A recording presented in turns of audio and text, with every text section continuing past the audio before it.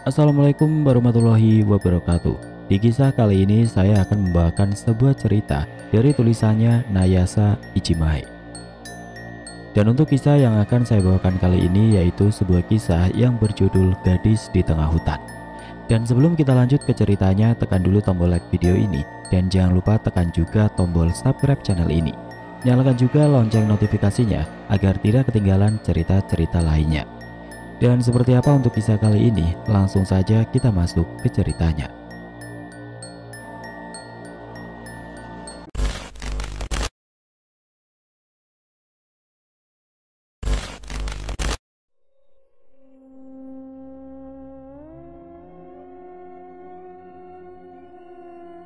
Kadang, suatu misteri membuatmu terkejut saat mengetahuinya. Apa? Naik gunung? Seru Rashid saat seorang temannya mengajak dengan sekelompok lainnya dalam rangka merayakan hari ulang tahun Ari yang ke-19. Seru kok, Gunung Mahameru, indah loh, rugi kamu gak ikut, biaya ditanggung sama yang punya acara, saut Sheila. Aman gak? Tanya Rashid. Aman kok, kami udah nyewa satu orang pemandu kita, jadi bakalan aman, ayolah cuma 3 hari, mau kan? Rayunya bergelayut manja pada lengan Rashid. Ah najis, bisa gak nempel-nempel sama gua, ingat gue itu masih suka cewek, seru Rashid tega. Mengatai Sheila yang asli namanya Tono yang telah melakukan operasi permak kelamin beberapa bulan yang lalu. Ih jahat gak punya perasaan, gue sumpahin lo gak laku-laku kecuali sama gua. Sumpahnya sadis membuat Rashid tergidik, sementara Ari, Daniel dan Hasan tertawa terpingkal-pingkal. Woi Nyet, ngapain kalian ngajak dia ke sini? Dari perkara aja, keluh Rashid. Mereka hanya menggedikan bahu masing-masing, yang artinya mereka tidak tahu tentang itu.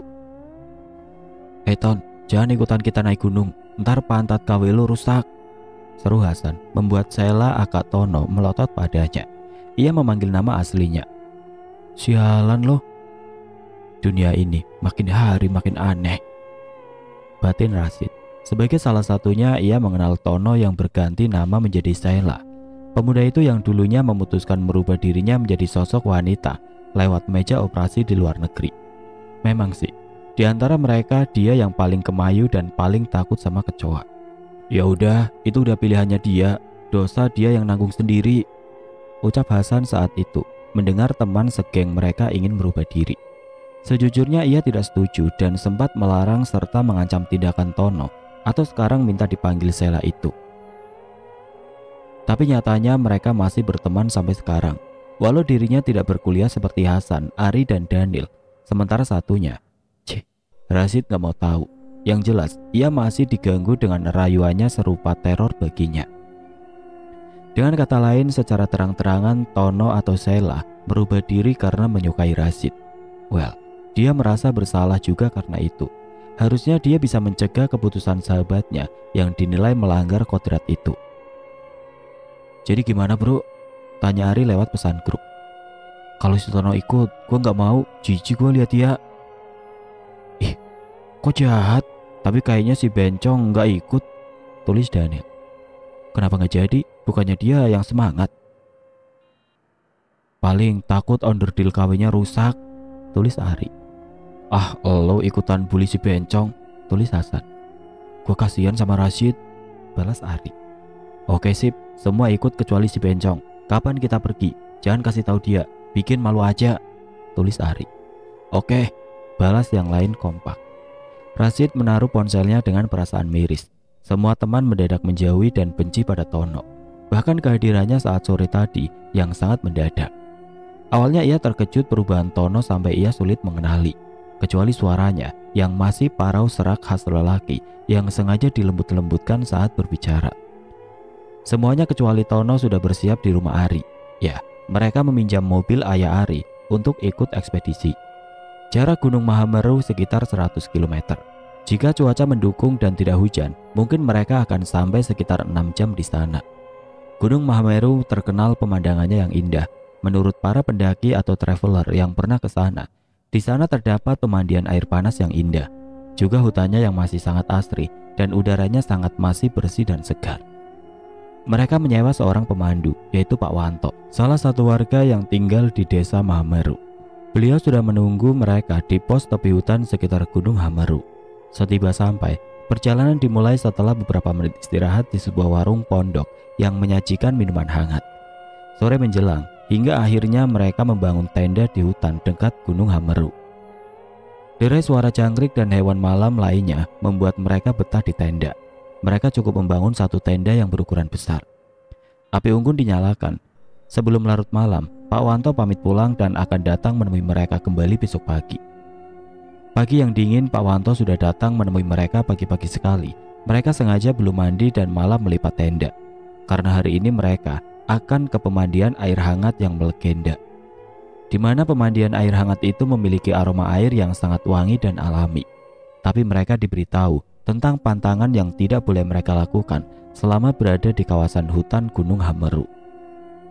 Tidak boleh berpikiran jorok, tidak boleh mengumpat, dilarang meninggalkan sampah, tidak boleh kencing sembarangan, harus ditampung ke dalam wadah selama berada di kawasan hutan Gunung Hameru. Tentu saja pantangan itu peraturan yang bertujuan melestarikan lingkungan. Pemandangan di pagi hari sungguh indah dan menyegarkan. Kabut lembut berwarna putih, embun yang segar, dan juga warna hijau yang sungguh memanjakan mata. Kicau burung merdu terdengar. Sayupan kokok ayam hutan menggema. Mereka berjalan selama 1 jam lamanya hingga sampai di pemandian air hangat. Seketika rombongan anak muda itu melepas bawaan dan pakaian masing-masing. Dengan semangat berendam di dalam air yang seketika membuat sendi dan tubuh mereka rileks dan melegakan. Suasananya sangat mirip di onsen yang ada di Jepang. Untung si Banci gak ikutan, ucap Rashid sambil menikmati berendam di air hangat. Sementara Hasan sibuk menyelam seperti lumba-lumba, bermain saling memercikan air dengan Daniel. Ya, mampus lo, diserang dalam air, seru Hasan terkikik. Imajinasinya liar. Ia tahu Rashid pernah diintip penuh nafsu oleh Tono saat mereka bilas setelah berenang ketika pelajaran olahraga berenang semasa SMA. Siluman mah dia, sambut Daniel menyambung sambil membalas percikan air yang dilakukan Hasan padanya. Sialan loh, maki Rashid keki. Disambut gelak Ari yang terkekeh. Rashid malu mengingat itu. Gak ikutan mandi pak, seru Hasan melirik Pak Wanto yang menunggu di tepi pemandian. Lelaki parubaya itu hanya tersenyum sebagai jawaban. Butuh waktu berjam-jam hingga sampai ke puncak bukit yang bisa memperlihatkan rupa raksasa Gunung Hameru yang tampak megah. Sunset senja terlihat sangat menakjubkan dan menyilaukan membahana di langit. Warna jingga bercampur merah membentuk batasan. Tampak pula matahari mulai menenggelamkan diri dari balik Gunung Hameru. Mereka tidak pula mengabadikan itu di ponsel masing-masing, juga lewat kamera Nikon milik Dani. Bersama Pak Wanto, mereka berpose dengan latar Gunung Hameru yang tampak berwarna seperti jingga keemasan di belakangnya. Setelahnya mereka membangun tenda dan menyalakan api unggun. Suasana malam yang terang, mereka hanya memasak nasi dan beberapa mie instan yang bisa dibawa. Juga perlengkapan lain seperti kopi instan dan peralatan makan. Nyala api unggun membuat suasana begitu terasa lain. Setelah selesai menyantap mie rebus instan yang dipadukan dengan nasi dan telur, mereka bercerita apa saja. Hasan memainkan ukulele yang ia bawa di dalam ranselnya. Sesekali mereka tertawa mendengar nyanyian Hasan yang lucu, menyindir seseorang yang tidak bersama mereka saat ini. Dengar dia nanti marah, ujar Daniel yang hanya tertawa terpinggal hingga perut mereka sakit tapi geli. Pak Wanto hanya tersenyum simpul. Pak, Bapak kan udah lama tinggal di sini. Ada kisah seram di tempat ini enggak? Tanya Rashid ingin tahu, mengalihkan topik pembicaraan. Ada, kalian semua mau dengar? Lelaki parubaya itu menceritakan sebuah kisah nyata menyeramkan tentang kampung yang berada di Gunung Hameru ini, di mana ada makhluk dinamai kepala terbang. Rupanya sangat menyeramkan. Di malam hari ia mencari mangsa darah manusia. Mangsanya bisa berupa darah lelaki perjaka, wanita hamil dan janinnya, dan bayi yang baru lahir. Makhluk itu berwujud kepala melayang bersama organ tubuhnya yang masih menyambung, seperti boneka anatomi manusia. Nama makhluk ini di berbagai banyak sebutan di berbagai daerah, tapi warga penghuni kampung ini menyebut kepala terbang, yaitu wujud dari seorang manusia yang menganut ilmu sesat yang membuatnya senantiasa kaya dan awet muda. Mereka bersembunyi di hutan-hutan untuk menghindari pemburu para penduduk yang mengincar untuk membunuh mereka. Mereka akan mati saat kepala melayangnya beserta organnya tidak menyatu kembali dengan bagian tubuhnya. Mereka bergidik mendengar cerita itu. Pak Wanto memperingati mereka untuk waspada bertemu seseorang di hutan.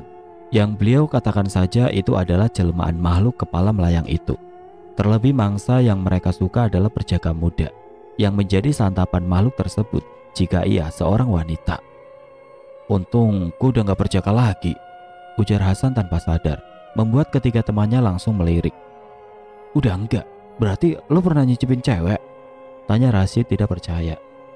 Alah, aku baru ingat, dia kan gak jomblo, udah punya pacar, pasti udah berbuat duluan, tukas Daniel.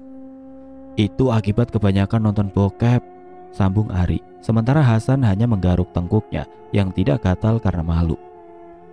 Hari ketiga mereka menikmati perjalanan mendaki Gunung Hameru dan berhasil mengabadikan semuanya. Tidak lupa diunggah ke media sosial masing-masing yang menambah story mereka di sana.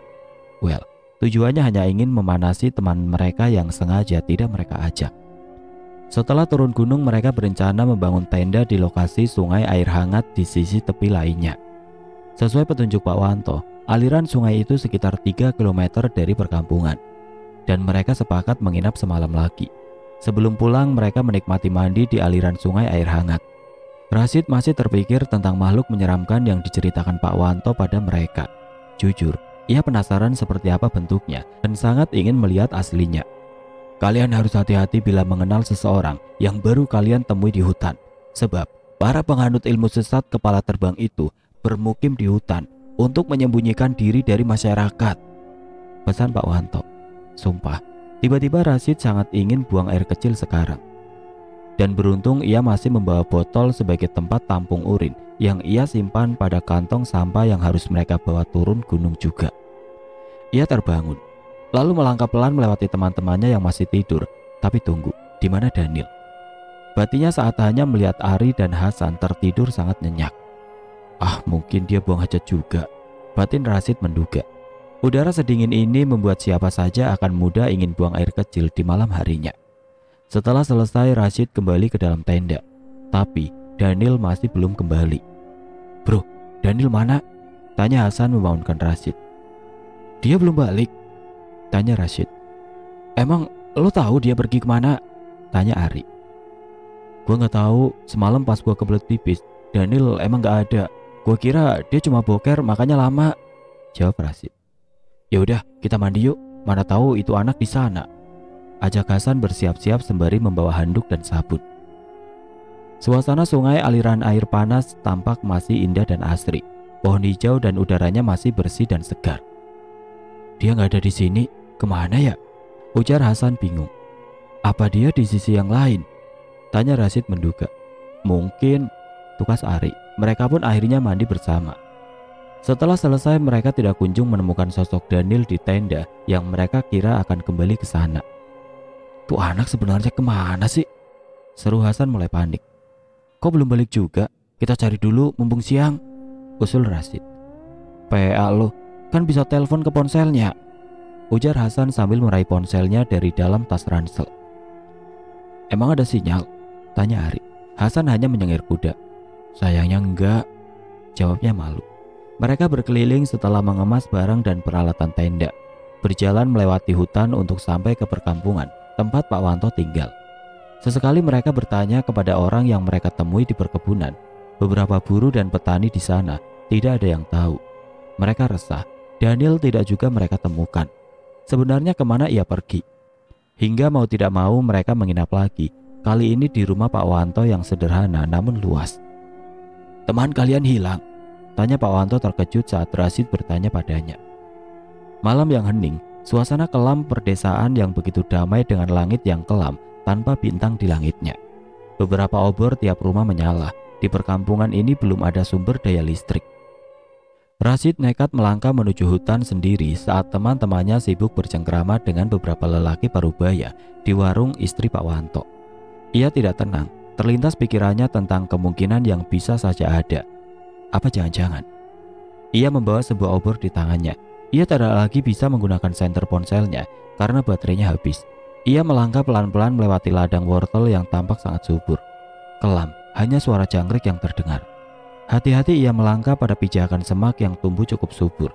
Tiba-tiba ia melihat sesosok berambut panjang di balik semak duduk menghampiri petakan lahan wortel. Sosok itu membalik. Seketika Rashid terkejut, hampir saja obor di tangannya jatuh. Sosok itu melayang. Pantulan cahaya api obor yang Rashid bawa memantul menampakkan sedikit jelas sosok itu. Rambutnya panjang menjuntai, dengan seuntai organ tubuhnya menjuntai. Wajahnya tidak begitu jelas, hanya saja Rashid termangu. Aroma amis darah tercium. Inikah makhluk yang disebut kepala terbang itu? Sosok itu masih melayang di hadapannya. Dari kegelapan, masih tampak ia melayang di hadapan Rashid. Kepala terbang itu melaju ke arahnya. Seketika pemuda itu mengacungkan obor ke arah makhluk yang terkenal sebagai penganut ilmu sesat itu. Sosok itu tidak menyerah. Ia masih ingin menyerang Rashid, tapi Rashid berusaha membela diri dengan obor yang menyala dipegangnya. Sial, sepertinya makhluk itu sangat ingin menyantapnya. Ia mengejar Rashid dari belakang. Obornya jatuh dan padam, membuat makhluk itu semakin mengejar. Dengan laju lari sekencang-kencangnya, Rashid terus berlari. Nyala obor di pemukiman penduduk desa dari kejauhan memudahkan untuk kembali ke desa. Beberapa penduduk desa yang berjaga mengetahui seorang pemuda sedang dikejar oleh kepala terbang. Beberapa mereka siap dengan busur dan anak panah, serta tombak. Makhluk itu terus mengejar Rashid, hingga akhirnya pemuda itu jatuh tersungkur akibat tersandung akar pohon di sekitarnya. Makhluk itu siap melaju ke arah Rashid, tapi sebuah panah berhasil mengenai kepala itu dan jatuh. Beberapa pemuda datang, beserta Ari dan Hasan yang menyusul. "Lo nggak apa-apa?" tanya Hasan membantunya berdiri. Rashid hanya menggeleng dengan nafas terengah. Satu makhluk kepala terbang telah berhasil ditangkap walau dalam keadaan sudah mati. Kepala wujud seorang wanita parubaya beserta organnya yang mengundang jijik bagi yang melihatnya, yang pada akhirnya dibakar oleh warga. "Sepertinya mereka masih ada," ujar yang lain. Mereka masih berburu sisa anggota keluarga manusia makhluk kepala terbang. "Ngapain lo pergi sendirian? Untung aja lo selamat, gak jadi santapan itu setan," ujar Ari. "Gua bermaksud nyari Daniel," jawab Rashid. "Ngeri juga rupa itu setan," saud Hasan tergidik, bulu kuduknya meremang. "Lain kali kita cari sama-sama, sekarang udah malam, besok kita lanjutin," ujar Ari. Rashid terbangun pagi-pagi sekali setelah azan subuh menggema. Setelah sholat subuh berjamaah di sebuah musola di kampung itu, Rashid berniat ingin mandi ke sungai air hangat. Sedangkan Ari dan Hasan masih tertidur dengan sangat pulas. Ya mana tahu perjalanan nanti ia bisa menemukan Daniel. Langit biru subuh mulai pudar saat matahari mulai menampakkan diri secara perlahan. Rashid melanjutkan langkah menuju sungai air hangat yang kira-kira memakan jarak 1 kilometer dari desa. Berjalan sebagai pengganti olahraga pagi. Ia membawa handuk dan sabun ke dalam sakunya. Tidak lupa memakai jaket tebal dan sepatu boot kulitnya. Berjalan menyusuri hutan, Rashid sudah cukup hafal jalan yang dilewati. Memakan waktu setidaknya 45 menit berjalan hingga sampai ke tempat tujuan. Pepohonan besar dan rindang menyambut di sepanjang jalan. Tanda jejak terlihat jelas karena sering dilewati para penduduk desa. Jadi, ia tidak khawatir akan tersesat saat kembali nanti. Udara segar ia hirup dalam-dalam. Seketika pernafasannya sedikit lebih baik. Sapa halus melayang di atas permukaan air. Aliran kecil sungai tampak jernih. Rashid melepas semua pakaiannya kecuali celana pendek dan perlahan masuk ke dalam air. Seketika, rasa tegang tubuhnya mengendur dan ia bernapas lega. Tapi, ada sepasang mata yang memperhatikannya penuh gairah di balik semak pepohonan. Entah berapa lama Rashid berendam nyaman di sungai itu, yang jelas kulitnya sudah agak memerah, serupa kepiting rebus. Seketika ia naik ke tepian dan meraih handuk untuk mengeringkan tubuhnya. "Ah, tolong, tolong!" Rashid menoleh. Ia merasa mendengar suara teriakan seseorang. Apa seseorang sedang dikejar makhluk kepala terbang? Tidak mungkin. Para penduduk setempat berkata, makhluk itu hanya muncul pada malam hari. Atau binatang buas, bisa jadi. "Ah, tolong, aku gak bisa berenang." Suara itu muncul lagi. Suara seorang perempuan. Tidak bisa berenang katanya. Berarti dia... Rashid mengedarkan pandangan ke seluruh sungai yang asapnya mengepul putih, serupa kabut. Samar-samar ia melihat seseorang yang sedang terbawa arus. Seketika pemuda itu terjun berenang bertujuan menyelamatkan orang itu. Dengan susah payah ia meraih seseorang yang hanyut. Ternyata seorang gadis berambut hitam panjang. Perlahan dengan sekuat tenaga ia membawa tubuh gadis itu ke tepian. Gadis itu berparas sangat cantik, hidungnya mungil namun bangir, alis matanya rapi, kedua pipinya bersih, bulu matanya panjang dan kulitnya kuning langsat muda cerah. Gadis itu hanya mengenakan baju batik selutut dengan menampakkan jenjang mungil kedua kakinya. Gadis itu terbatuk mengeluarkan air dari mulutnya. Perlahan, kedua matanya terbuka. Siapa? Gumamnya dengan suara lemah. Kamu gak apa-apa? Tanya Rashid kemudian. Ia membantu gadis itu duduk dan memakaikan handuk pada bahunya. Dingin kayak gini pakai baju setipis itu, batin Rashid heran. Tanpa sengaja ia melihat dada mungil gadis itu yang terlihat jelas yang ia duga tidak memakai bra. Mikir apa lu? Batin Rashid seolah menampar dirinya sendiri. Jujur, baru kali ini ia bertemu gadis secantik itu. Apa ia Tarzan versi wanita? Terima kasih, ucapnya pelan. Ia tersenyum. Cantik banget. Rashid tidak sadar. Kamu kenapa bisa hanyut? Tanya Rashid langsung, mengalihkan argumen pikirannya yang amburadul tadi. Aku tadi mandi tapi gak sengaja terpeleset karena panik dan arusnya deras. Oh, pantas ia berpakaian seperti itu, gumam Rashid. Nama kamu siapa? Aku Rashid. Ujar pemuda itu memperkenalkan diri dengan mengulurkan tangannya, mengajak bersalaman. Suis, jawab gadis itu malu-malu, kepalanya menunduk. Kamu tinggal di desa kan? Biar saya antar, tawa Rashid. Rumahku tidak di desa, di tengah hutan. Oh, tinggal sama siapa? Dulu ada ayah dan ibu, tapi mereka tidak kembali saat berburu di hutan. Jawab gadis itu dengan mimik wajah sedih. Samar, Rashid bisa melihat rona alami kedua pipinya muncul. Oh, kenapa tidak tinggal di desa? Di sana ramai, ucap Rashid lagi. Gadis itu menggeleng. Tidak ada sanak keluarga di sana. Suis mengajak pemuda itu ke gubuk tempat tinggalnya. Seketika Rashid agak takjub dengan tata rapi susunan gubuk itu. Walaupun kuno, kesannya anti-mainstream, bersih, dengan bentangan ladang kecil yang ditanami dengan berbagai jenis tanaman seperti cabai, tomat, pare, dan lainnya. Juga ada kandang ternak ayam petelur di sana. Masuklah, aku mau buatin kamu minuman hangat. Ia langsung melangkah ke dapur. Rashid sudah berpakaian lengkap sebelum melangkah ke sini. Ia duduk di teras sambil memperhatikan keadaan sekitar. Memang pemandangan yang menyejukkan. Ini silakan minuman jahe. Suis kembali membawa segelas minuman jahe. Rashid menenggaknya tanpa berpikir. Ini enak. Seketika tubuhnya terasa hangat dan nyaman. Sejak kapan ayah dan ibumu belum kembali? Tanya Rashid setelah habis minuman yang telah disajikan. Sudah seminggu. Tidak ada orang lain tinggal di sekitar sini? Tanya Rashid lagi. Gadis itu menggeleng pelan. Tapi mungkin mereka akan kembali nanti, dan aku selalu berpikir itu setiap hari. Ujarnya membuat Rashid iba. Bagaimana mungkin seorang gadis tinggal sendirian di sini? Cukup berbahaya jika itu memungkinkan. Temanku juga belum kembali, dan aku sedang mencarinya. Apa kamu melihat orang ini? Tanyanya sembari menunjukkan potret dirinya bersama Hasan, Ari, dan Daniel yang ia simpan dalam frame dompetnya. Jarinya menunjuk pada sosok Daniel. Tidak, tapi jika aku melihatnya, aku pasti akan memberitahumu, ucap gadis itu. Bagaimana caranya? Aku akan mencarimu di desa nanti. Dari mana lo? Tanya Hasan saat ia kembali. Gua ke sungai, sekalian nyari Daniel. Ketemu enggak? Tanya Ari langsung. Belum, tapi gua ketemu sama seorang cewek yang hanyut di sungai. Terus minta bantuan dia kalau ketemu Daniel. Cewek mana? Mana ada cewek di desa ini? Ujar Hasan heran. Dia tinggal di hutan. Hasan dan Ari hanya berpandangan. Rashid kembali mencari Daniel siang ini bersama Hasan dan Ari, ditemani Pak Kumar yang dikenal sangat hafal jalan keluar dari hutan ini. Mereka sudah menyusuri berkali-kali hingga sore menjelang. Tidak ada tanda-tanda Daniel ditemukan. Dan lagi-lagi mereka harus menginap lagi. Beralih ke Daniel. Daniel membuka kedua matanya perlahan. Kepalanya terasa perih. Seingatnya semalam ia hanya menenggak air hangat saat tiba-tiba ia terbangun karena merasa ada seseorang datang di sekitar tenda.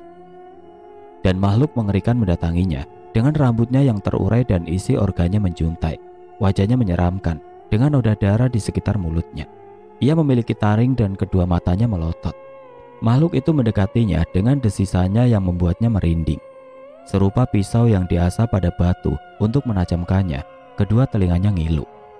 Karena panik, ia berlari menjauhi tenda. Kegelapan malam sulit baginya menemukan jalan, dan ia lupa membawa ponselnya yang tertinggal di tenda. Tapi makhluk itu mengejarnya. Cahaya rembulan agak redup malam itu. Bayangan makhluk itu terlihat memang benar-benar mengejarnya. Dan ia baru ingat tentang makhluk mengerikan yang berkeliaran di desa ini, yang memangsa darah manusia seperti bayi dan ibu hamil, juga pemuda yang masih berjaga. Ia terus berlari. Di tengah riuhan burung gagak di malam hari, juga suara burung hantu bersautan di sana. Namun tiba-tiba ia menginjak sesuatu hingga ia terjatuh, dan setelahnya ia tidak ingat apa-apa lagi. Kini ia tersadar di sebuah rumah, tapi ia tidak tahu rumah siapa. Tiba-tiba seorang gadis yang di matanya sangat jelita muncul dengan pakaiannya sederhana, membawa nampan berisi makanan. "Oh, kakak sudah bangun," ucapnya tersenyum. Kamu siapa? Ini di mana?" tanya Daniel masih kebingungan. Gadis itu merawat lukanya yang cukup parah. Secara ajaib tubuhnya sedikit mulai bugar dalam waktu sehari. Gadis itu selalu menyajikan hidangan yang sangat alami berupa sayur dan alami lainnya, seperti racikan obat yang ia ramu dari hasil ladangnya sendiri. Gadis itu menunggu ayah dan ibunya yang tidak kunjung kembali. Begitulah pengakuannya. Secara tiba-tiba Daniel jatuh hati pada gadis itu. Wajahnya memang sangat jelita, kulitnya sangat terawat walau tidak pernah menggunakan kosmetik atau perawatan yang biasa dilakukan wanita pada umumnya. Walau dengan tampilan apa adanya, terlebih gadis itu sangat pandai melakukan banyak hal dan tinggal di tengah hutan seorang diri karena kedua orang tuanya belum kembali. Entah muncul dengan rasa iba atau tidak, setelah merasa dirinya telah sembuh, Daniel ingin pamit pergi pada gadis itu. Tapi mendadak kesadarannya hilang, berganti gelap gulita yang mengaburkan segalanya. Suatu malam gadis itu menghampirinya. Ia memakai sehelai kain batik yang hanya menutupi dari belahan dada hingga atas lututnya. "Belum tidur? Apa kamu tidak dingin hanya mengenakan kain?" tanya Daniel heran. "Bisa kakak hangatkan aku malam ini?" Daniel termangu. Gadis itu perlahan membuka helai kain yang membaluti tubuhnya. Wajah jelita dan warna kulitnya yang cerah eksotik memang menggoda. Pemuda mesumana yang tidak terpancing. Batinnya jujur, Daniel diam-diam menyalakan film dewasa pada ponselnya. Kebiasaan seperti ini menular dari Hasan yang memang mesum sungguhan. Ini normal menurutnya. Dan ia menganggap Ari dan Rasi tidak begitu alim sesuai ucapan mereka. Memang tidak salah juga. Gadis di hadapannya ini mengingatkan film dewasa yang bertema remaja yang ia pernah tonton bersama dengan Hasan. Ia sudah perkirakan gadis berwajah polos ini yang tampak usianya masih sangat belia. Hasrat mengalahkan akal sehatnya. Daniel pun akhirnya terlena wajah jelita dan merayu gadis itu. Selanjutnya, tidak ada yang tahu, seolah ia tidak berpikir hari esok. Sudah 3 hari Daniel belum kembali. Pencarian terus Rasi dilakukan bersama Hasan dan Ari. Tadinya, mereka ingin menghubungi kedua orang tua Daniel. Untuk hari ini mereka masih menyusuri hutan dan terus mencari, dibantu Pak Kumar dan beberapa penduduk desa lainnya. Dan sebagian penduduk desa menduga hilangnya Daniel karena ulah makhluk kepala terbang yang keturunannya masih tersisa. Binatang buas juga mungkin. Walau begitu setidaknya hanya untuk memastikan bagaimana keadaannya. Dari balik semak kejauhan, ada sepasang manik jingga kemerahan melirik seseorang di antara lelaki itu. Seketika salivanya menekup di dalam tenggorokan, menahan hasratnya, menggugah selera. Ia sungguh menginginkan ini. Malam ini ia tidak akan melakukan hal ceroboh yang dilakukan ibunya kemarin, sehingga warga berhasil menangkapnya. Tubuh pemuda itu terasa sangat lemas setelah mengalami malam erotis bersama seorang gadis yang sangat jelita. Kulitnya sangat lembut saat ia sentuh, hingga secara alami hasratnya sangat liar dan menggila. Mengapa ia merasa sangat pusing? Tidak pernah ia rasakan tubuh sangat lemas dan kepala sangat pusing seperti ini. Terlebih tubuhnya sudah polos tanpa mengenakan apapun, tertutup selai kain panjang batik yang sepertinya dipakai gadis itu semalam. Bergerak sulit, seolah seperti lumpuh. Apa yang terjadi? Apakah dia akan mati? Tidak, teman-temannya pasti sangat khawatir dan sedang mencarinya sekarang. Tapi ini di mana? Kini ia terbaring di sebuah ranjang dengan tirai kelambu putih. Dinding kamar itu terbuat dari kayu yang dicat mengkilat. Sekilas ia mencium aroma bunga yang membuatnya merinding, bunga melati. Rashid memergoki gadis yang ia temui sedang duduk di dekat sebuah semak. "Suis, sedang apa kamu?" tanyanya langsung.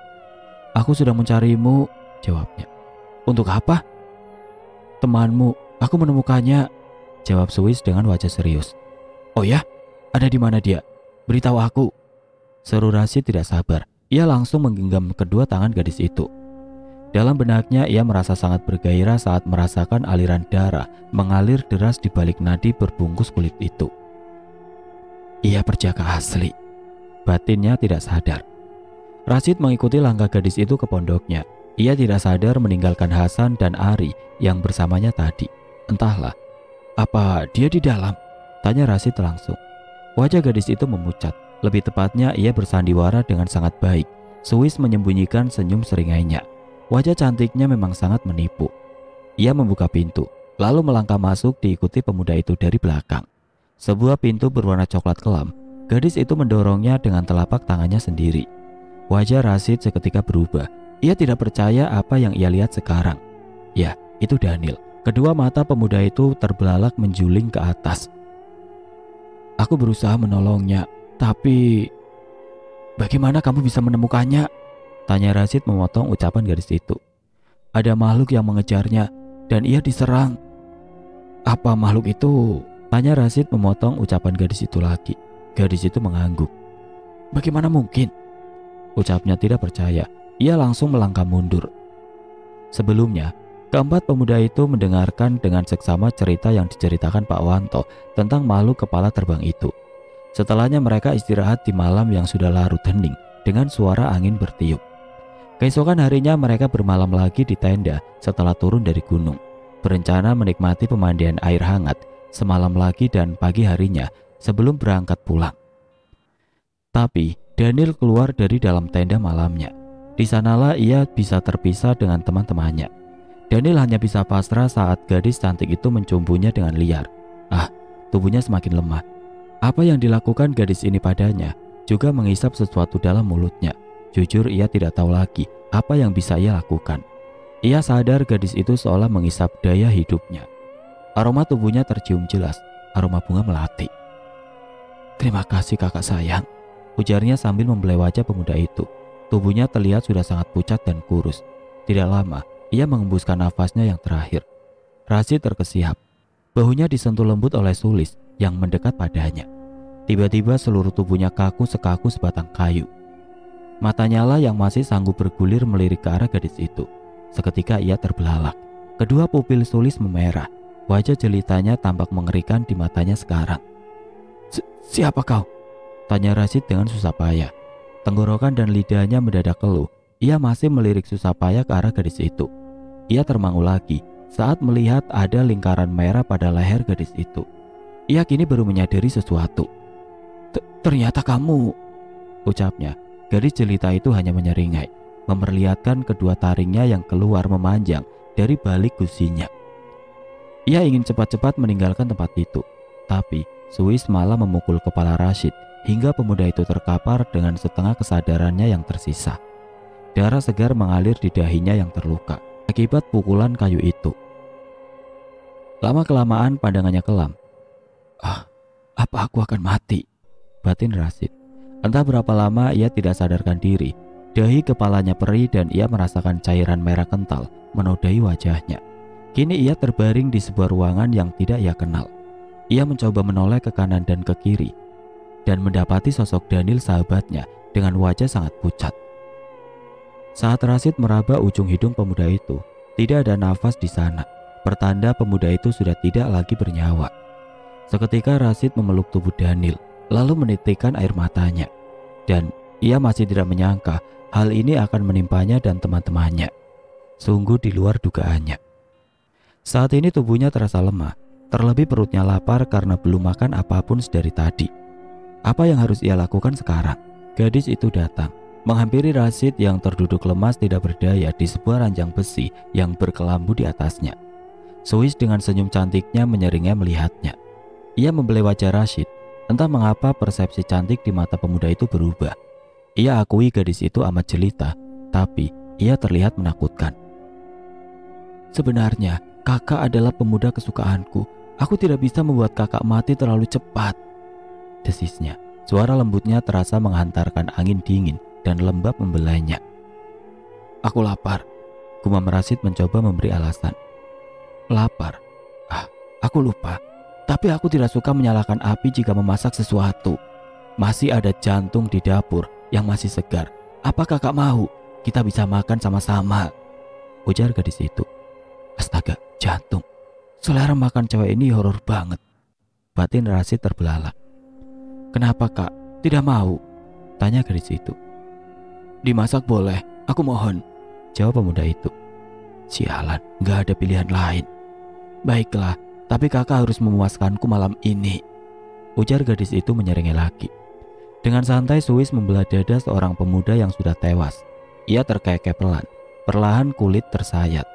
Tulang yang menghalangi dengan mudahnya ia patahkan dengan kekuatan jarinya.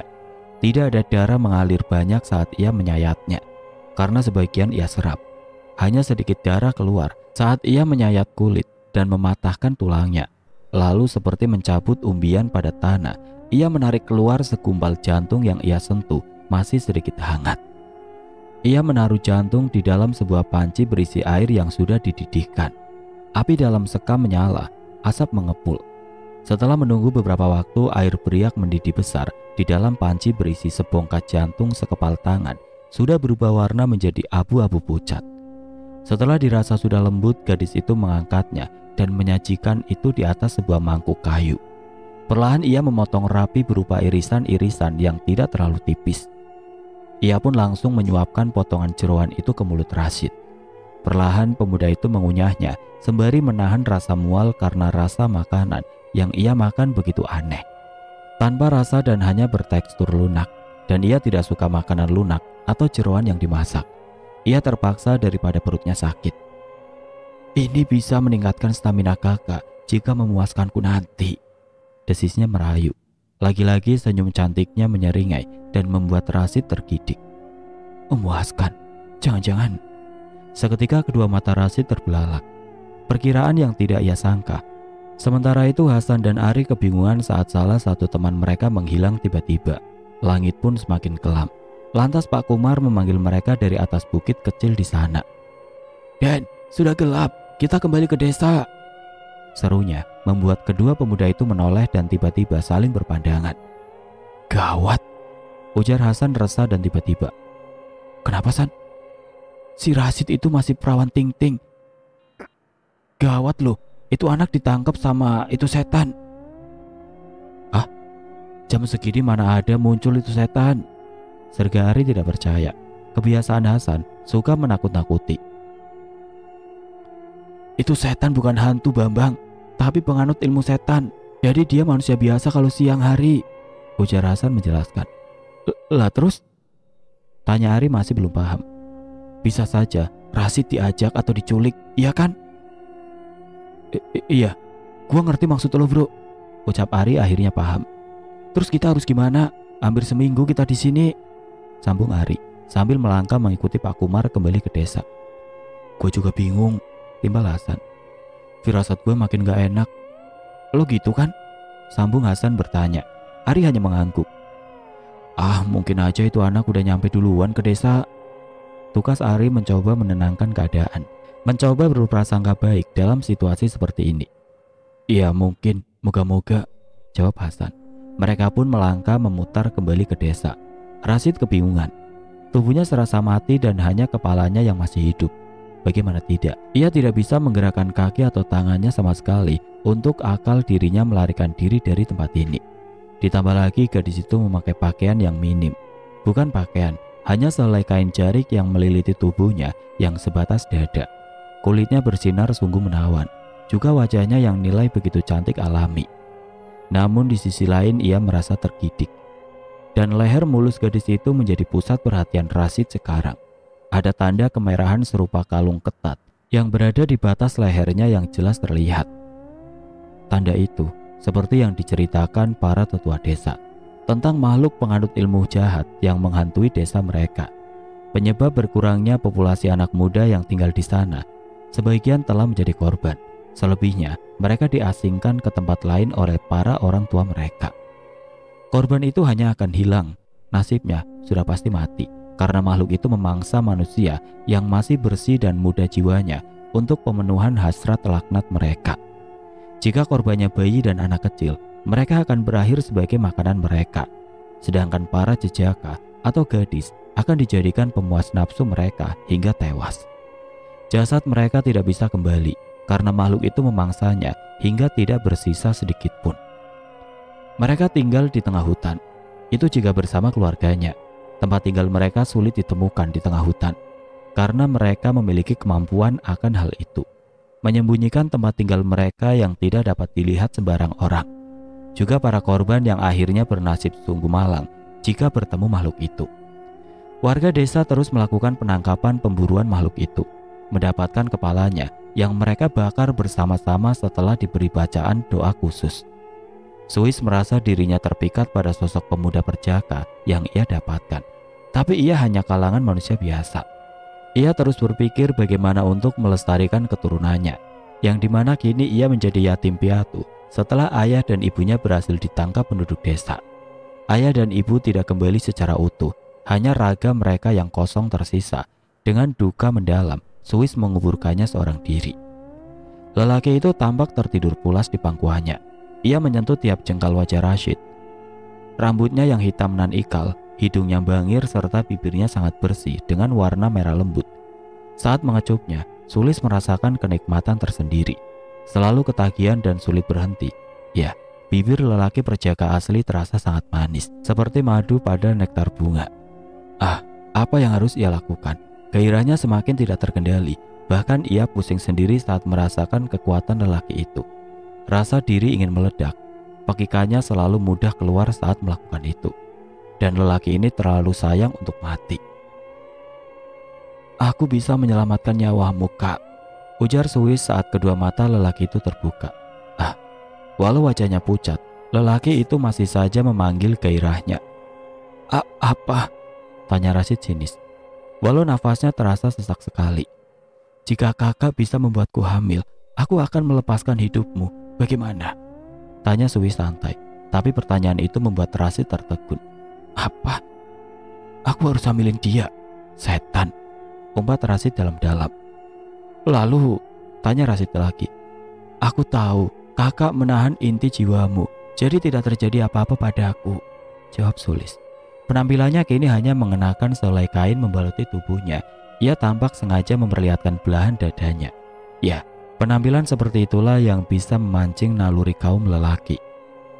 Jika itu Hasan, habis perempuan itu diterjangnya.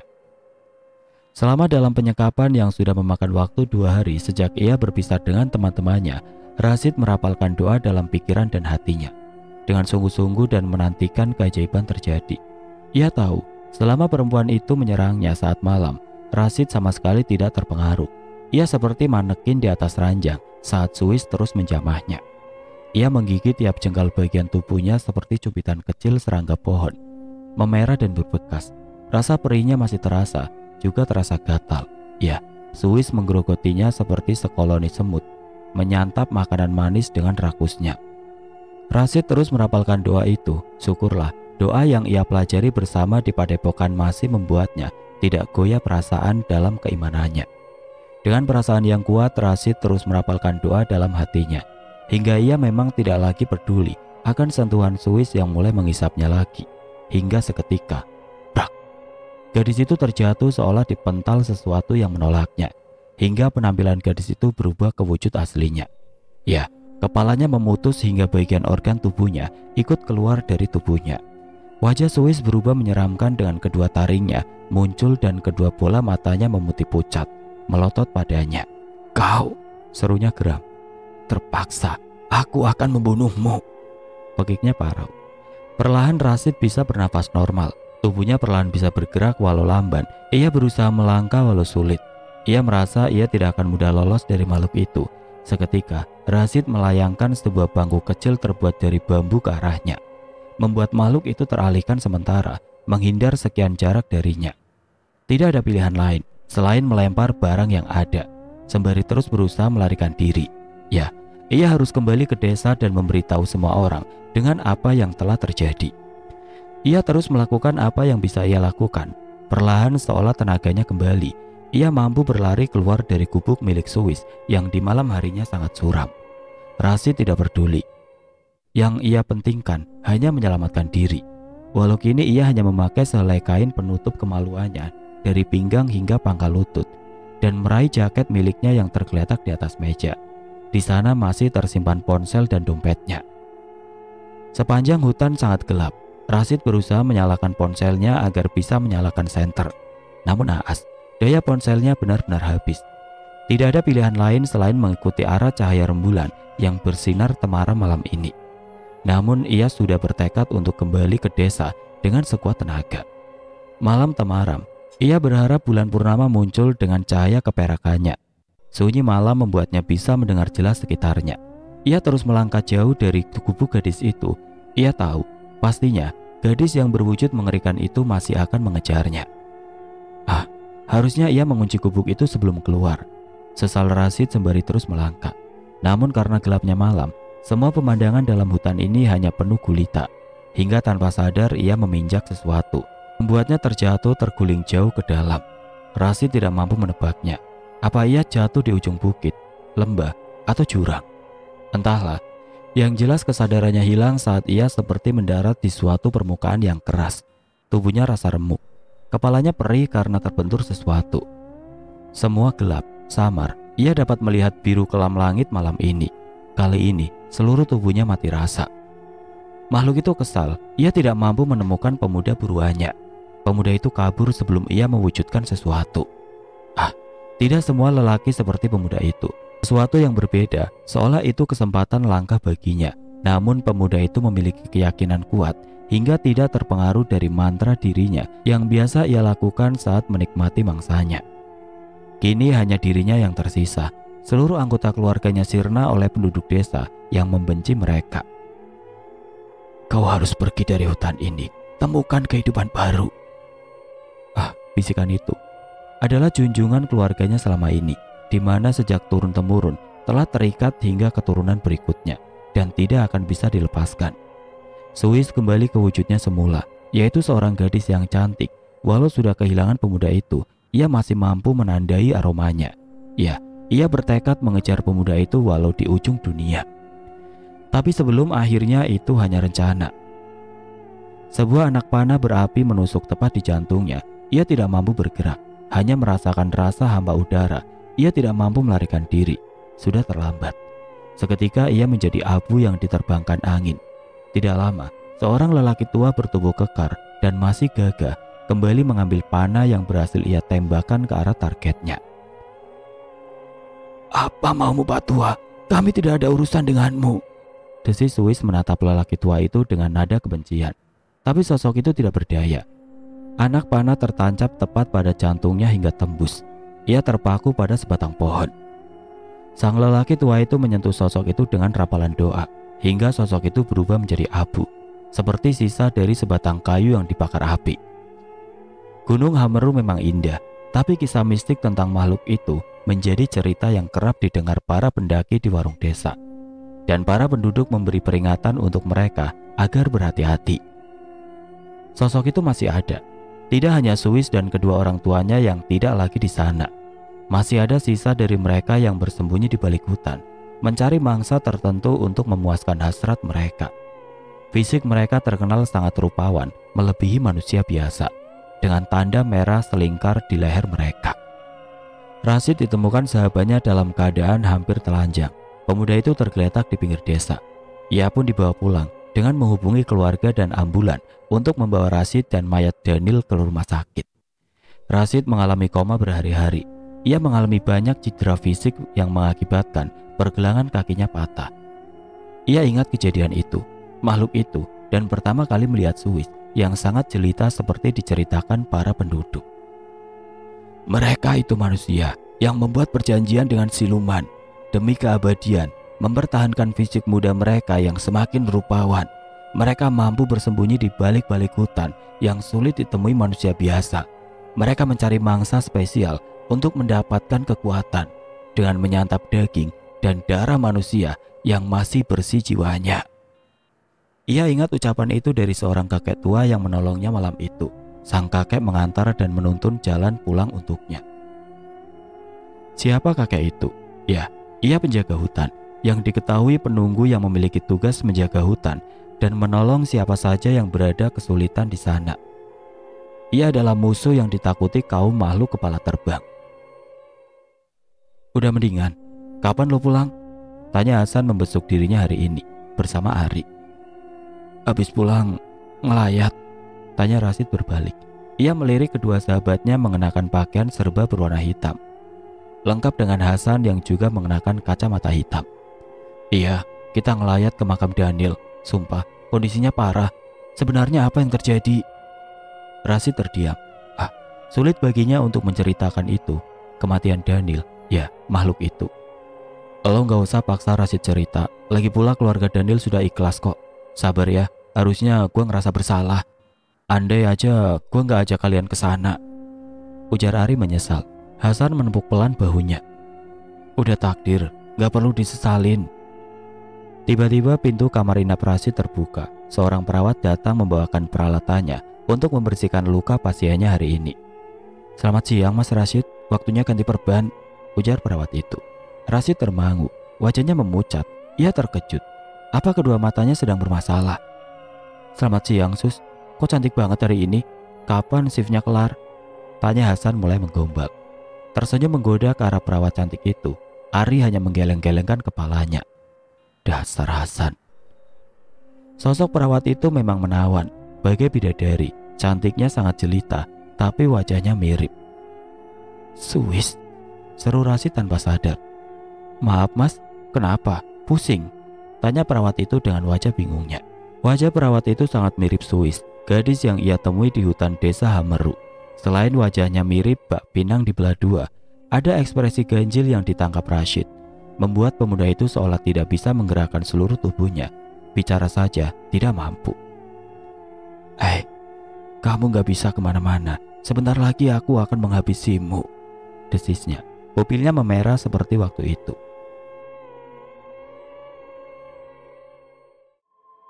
Oke teman-teman, sekian untuk kisah kali ini. Bagaimana menurut kalian tentang kisah ini? Tulis komentar kalian di kolom komentar. Dan buat teman-teman yang baru bergabung, jangan lupa untuk like, komen, share, serta subscribe channel ini. Dan jangan lupa nyalakan juga lonceng notifikasinya agar tidak ketinggalan cerita-cerita lainnya. Dan akhir kata, wassalamualaikum warahmatullahi wabarakatuh.